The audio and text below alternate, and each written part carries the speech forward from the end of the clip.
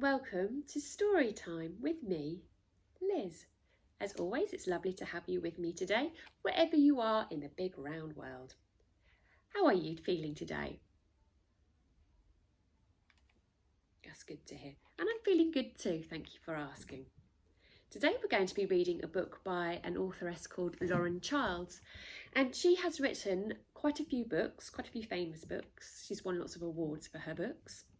And there are two reasons why I love reading Lauren Childs books.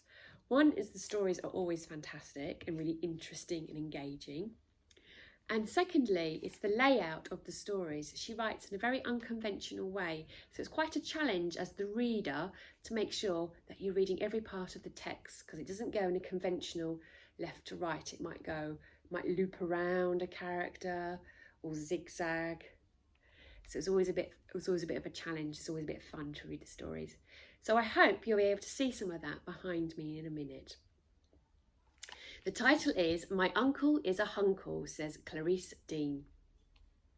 And some of this story is set in New York. And New York is a big city in the United States of America. So shall we find out why Clarice Dean thinks her uncle is a hunkle?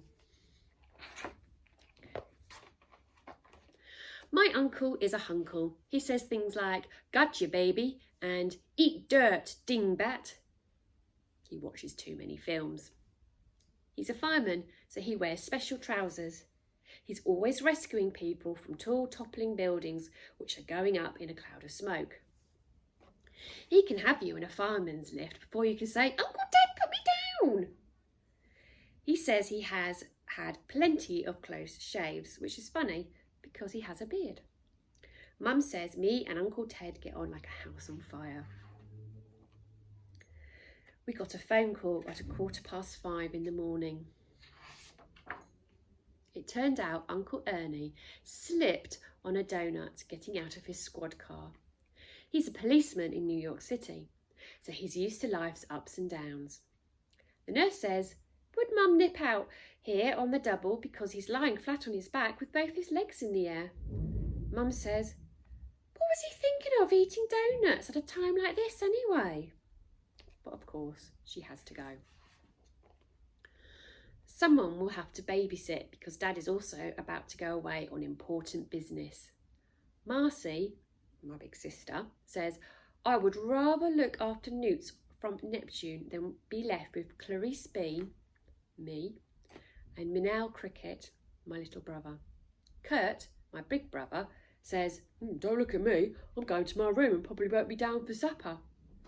And Minel says, "What about Grandad?" And Grandad says, "I haven't had a donut since I was a boy." Mum rings round all her friends for a babysitter. Then she rings round all of her friends' friends, but everyone says they are busy. Dad says, "Who can blame them?" "I'll be with you in 2 shakes, Bernard," because he's on the phone. I say, "How about Uncle Ted?" Mum goes a bit pale. Uncle Ted is Mum's younger brother. When Uncle Ted fancies a break from firefighting and cats up trees, he comes round to our house. Whenever he's around, it gets really noisy. "Get off your horse and drink your milk," he says. Because Uncle Ted and I love to watch westerns on the edge of our seats with a plate of egg and beans perched on our laps. Uncle Ted is teaching me cowboy techniques.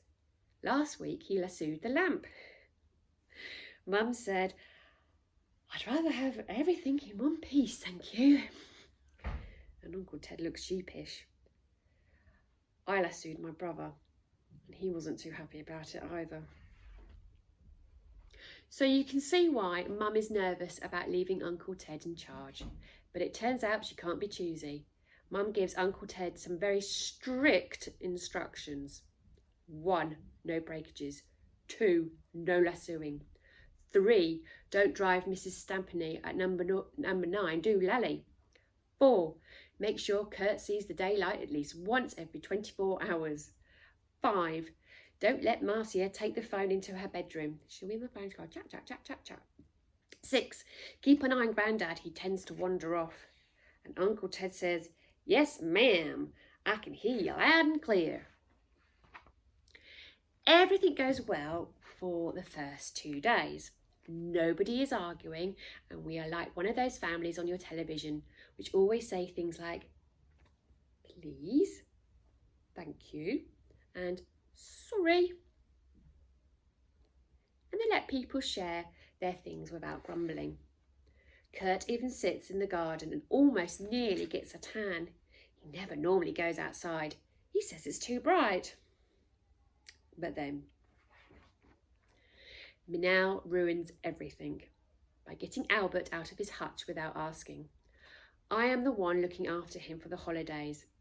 Albert is the school guinea pig, and it's a very responsible job. Albert makes a dash for it. I am beside myself because I know he will never be seen again. Minal and I are racing around the kitchen table. Minal is squealing and I'm trying to flip his nose with a carrot. Lots of things get broken. "Don't drop the carrot, lady." Luckily for Minal Cricket, Uncle Ted comes to rescue him. To take my mind off the worry of losing a guinea pig, we all go outside and play football. And it works because Uncle Ted kicks the ball so hard that it knocks Minal out. So we drive to the emergency room at 50 miles an hour at least. Minal is fine, but they give him an x-ray and a little carton of orange juice. Minal loves it because he can show off and lie under a blanket whimpering. I say he should have stitches, but unfortunately the nurse doesn't agree. When we get home, we find Grandad is missing. Uncle Ted phones round all the neighbours and is about to dial 999 when Mrs. Stampney at number 9 calls to say she has found Grandad sitting in her sitting room, watching the racing. She's quite grumpy about it.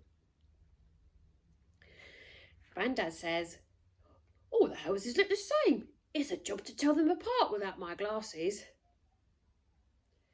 And Uncle Ted says, "How in tarnation did you end up here?" But I know it's really because Mrs. Stampney's got a bigger television set than us, and it's got a remote control. I'm still worried to pieces about Albert, so I go into the garden to see if he's come back to his hutch. I had put a carrot there to tempt him back, but it's still unnibbled. The next thing I know, Robert Granger, the boy next door, pops over the wall. He says, "Do you want to stroke my guinea pig?" I say, "That's not your guinea pig, that's Albert." He says, "It's not Albert, she's Belinda." I say, "You better give him back, Robert Granger, as school property, and you will be in big trouble with the police." Robert Granger is so nervous he lets Albert wriggle out of his hands. Albert is scuttling through the house and out of the front door. Uncle Ted shouts, "After him!" And we are madly chasing the loose guinea pig who is charging through the railings. Minal squeezes past him and gets wedged like a giant squeaking tomato. And I say, "Lucky you are they're here, Uncle Ted, because you will have to rescue him in no time." Rescuing people from railings is normal for Uncle Ted, and he doesn't look a bit bothered. Uncle Ted says, "Hang in there, buddy." And he shoots off to call his friend at the fire station. But it takes him ages to find the phone. Because, remember my older sister, chat. Oh, anyway, so I say, yeah, chat. Well, then guess what he said? Oh, and I would get chat. In the meantime, Mum arrives back from the airport. She delves straight into her bag for a new bottle of bubble bath and rubs it over Minal's head. She squidges him out in almost less than 2 minutes. She says, "Oh, I wouldn't mind a quiet cup of tea in the garden." But then, guess what happens? Nearly the whole fire brigade turns up. Mum doesn't even look a bit surprised. She just looks at Uncle Ted. And Uncle Ted says, "Don't blame me, blame that guinea pig Albert." And there's Robert going, "Belinda." It turns out Uncle Ernie is feeling quite chirpy now, but he doesn't think he will ever be able to look at a donut again. He says, "Mine's a double cheeseburger and fries and a banana milkshake to go."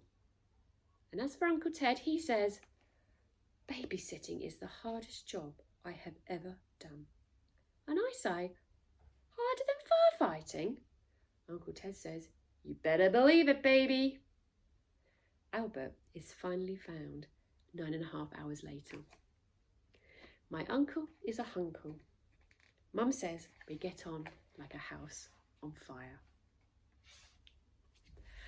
Well, I really hope you enjoyed that story.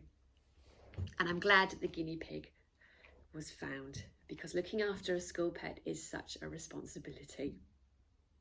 Until we meet again, please stay safe, take care, wash your hands, stay alert, and always keep smiling. Bye for now.